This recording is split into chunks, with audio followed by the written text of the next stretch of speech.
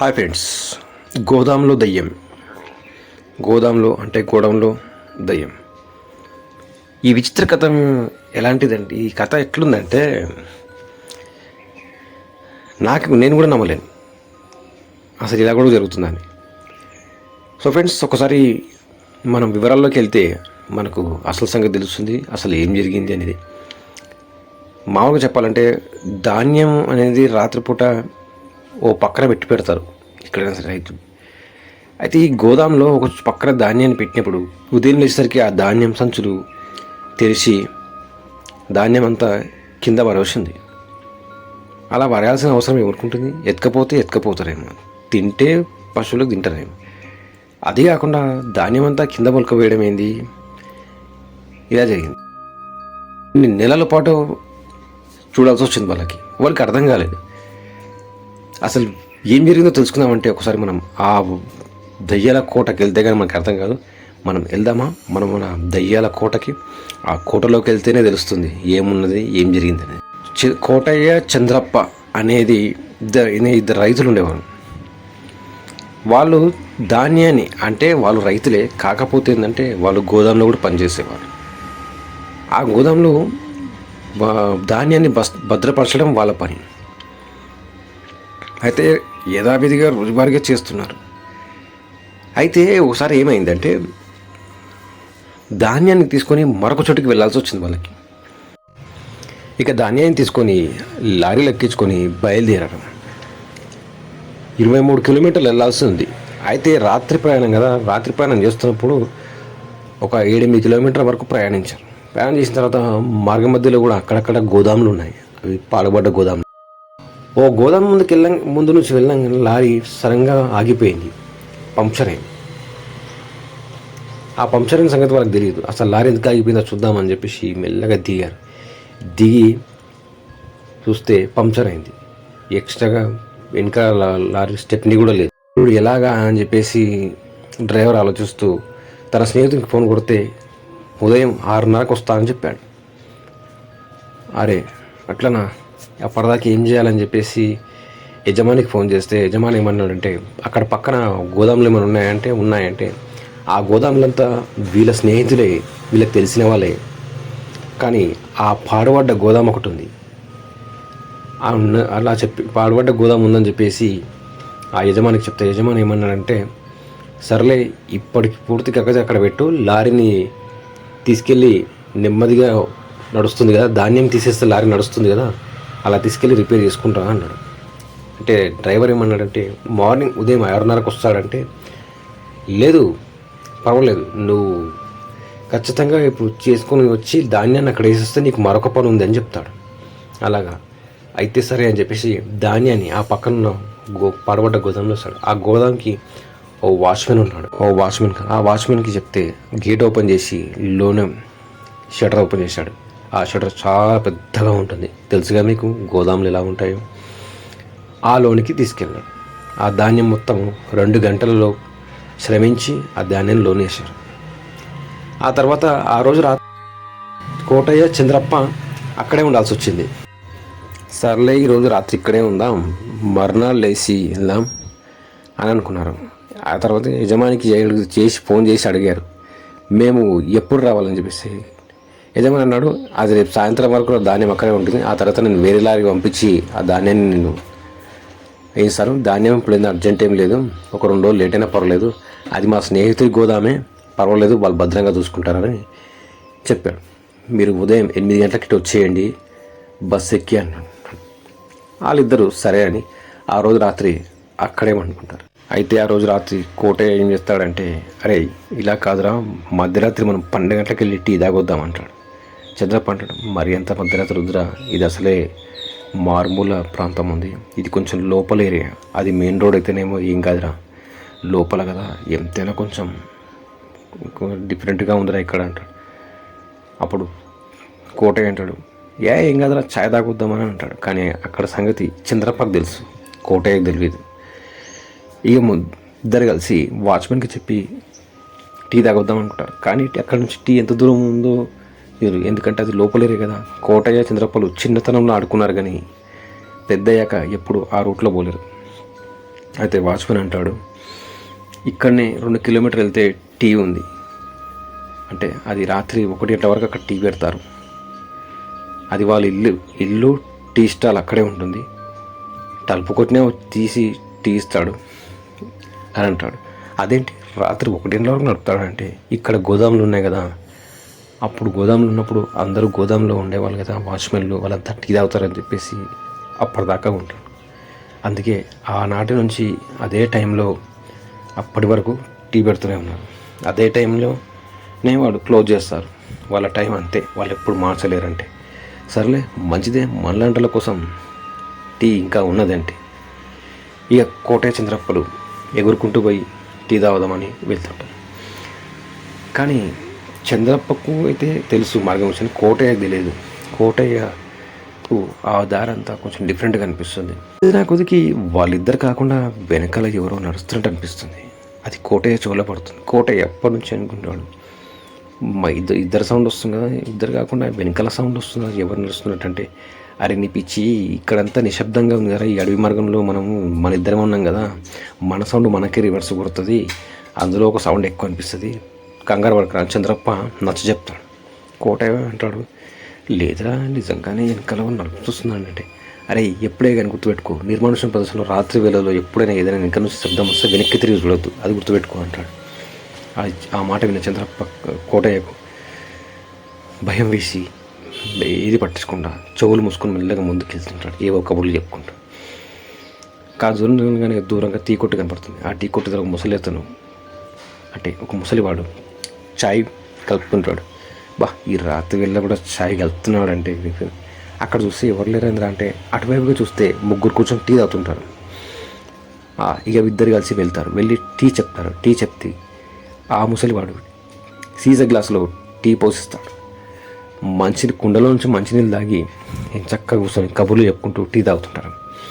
ఎన్ని కబుర్లు చెప్పినా కోటయ్యకు మాత్రము ఆ మార్గం మధ్యలో తన వెనకాల ఎవరో వచ్చినట్టుగా అనిపించింది. అది ఆలోచనలు పోకూడదు. చంద్రప్ప కాస్త పాజిటివ్గా ఉంటాడు, కానీ కోటయ్యకు మాత్రం చిన్న లిక్విడ్ వినిపించినా కూడా మనసులోంచి భయం అవుతుంది. ఎంతైనా కొంత ధైర్యం తక్కువ కోటయ్యకు. చంద్రప్ప చాలా ధైర్యం గలవాడు.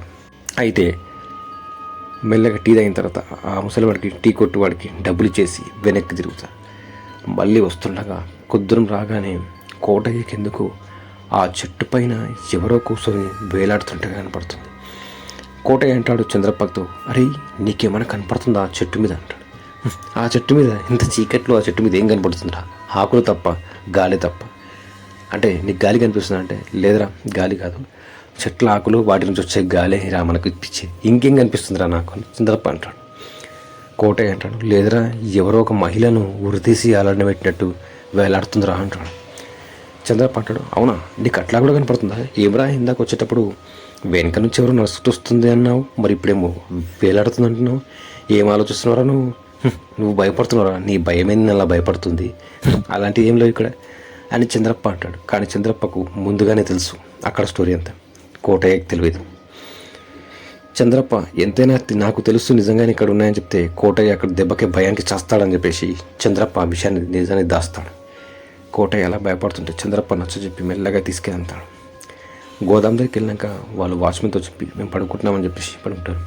నేను పడుకుంటానులే ఓ అరగంట ఆగి అని వాచ్మెన్ చెప్తాను. లోనికి వెళ్ళాక ఇద్దరు కబుర్లు ఆడుకుంటూ ఓ బండరాయి మీద నిద్రపోతారు.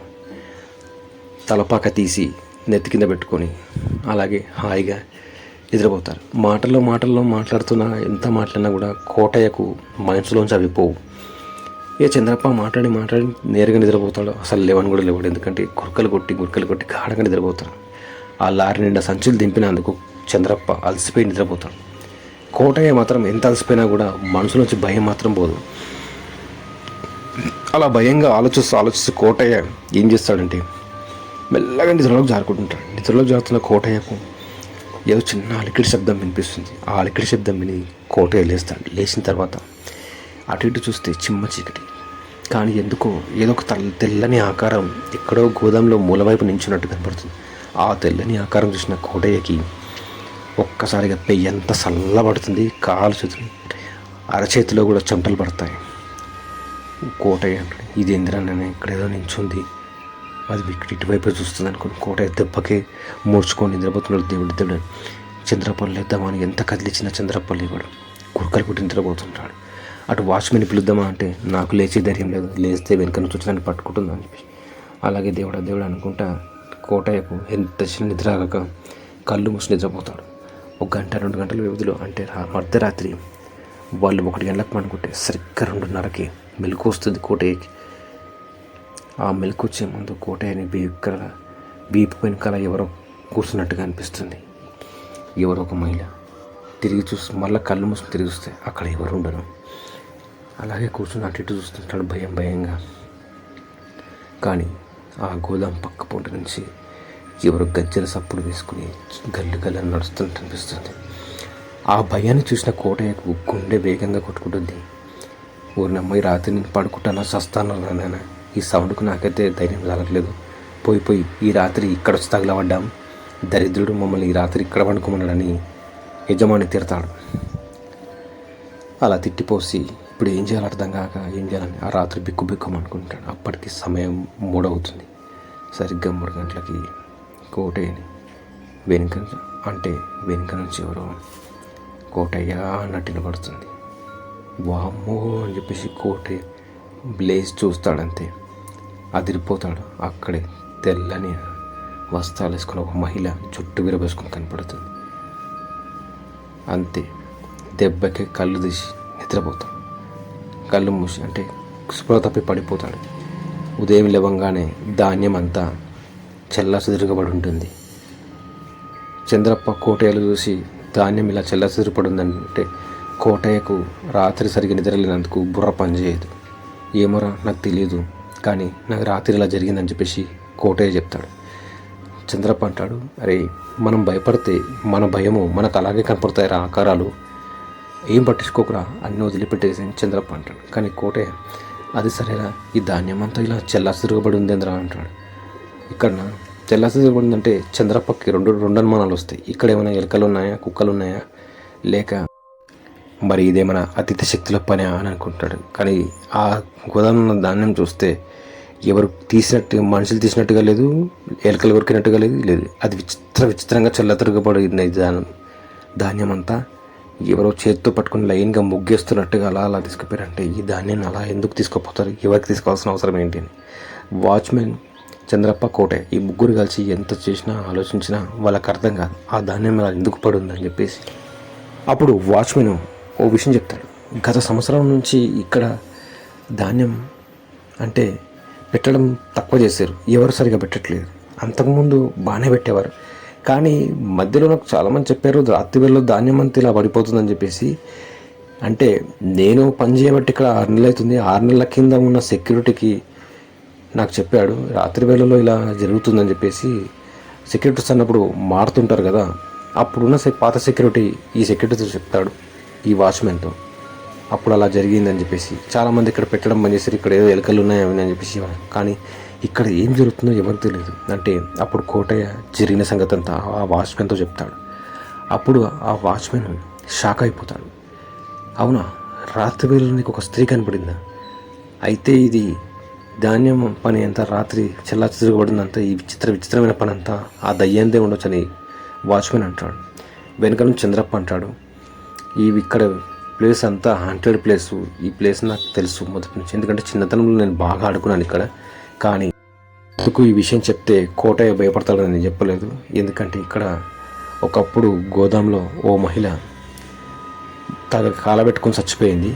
ఆ చచ్చిపోయిన మహిళనే ఇక్కడ దయ్యమై తిరుగుతుందని కొంతమంది అన్నారు, కొంతమందికి కనబడింది కూడా. అనుభవమైన వాళ్ళు మాత్రం చెప్పారు, నమ్మని వాళ్ళు నమ్మలేరు. కానీ మాకు ముందే తెలుసు ఇక్కడ తిరుగుతుందని. ఆ విషయం కోటయ్య ముందు నుంచే భయపడుతున్నాడు. ఇక నేను ఆ విషయం చెప్తే కోటయ్య ఇక్కడ నుంచి పారిపోతాడని చెప్పేసి చంద్రప్ప చెప్పలేడు, ఆ విషయం దాచిపెట్టాడు. ఓ స్త్రీ తగలబెట్టుకుని చచ్చిపోయి దయ్యమై తిరుగుతుందని చెప్పేసి అనగానే కోటయ్యకు చెవులు ఒక్కసారిగా బ్లాక్ అయినట్టు అవుతాయి. అంతే, వామ్మో బతుకుంటే నేను ఇంకొకసారి ఇక్కడ రాను, చాలా ఈ విషయం ఇంత ఆలస్యంగా నేనే చెప్పినాము, సంతోషం. అప్పుడు చంద్రప్ప అంటాడు, మరి మళ్ళీ మన ఇక్కడేం పంపర్రా, ఇక సమయం చూస్తే అప్పటికే 5:30, 6 అవుతుంటుంది, ఇక మనం బయలుదేరాలని చెప్పేసి అక్కడే మొహం కడుక్కొని అక్కడి నుంచి దూరంగా వెళ్ళి మార్గమధ్యలో టీ తాగి వాళ్ళు వెళ్ళిపోతారు. సో ఫ్రెండ్స్, విన్నారా ఆ వీడియోని? ఈ వీడియో కనుక నచ్చితే లైక్ చేయండి, షేర్ చేయండి. మరిన్ని వీడియో కోసం నా ఛానల్ సబ్స్క్రైబ్ చేయండి. మరొక జరిగిన సంఘటనతో మీ ముందుంటాను. అంతవరకు సెలవు, నమస్తే, బాయ్.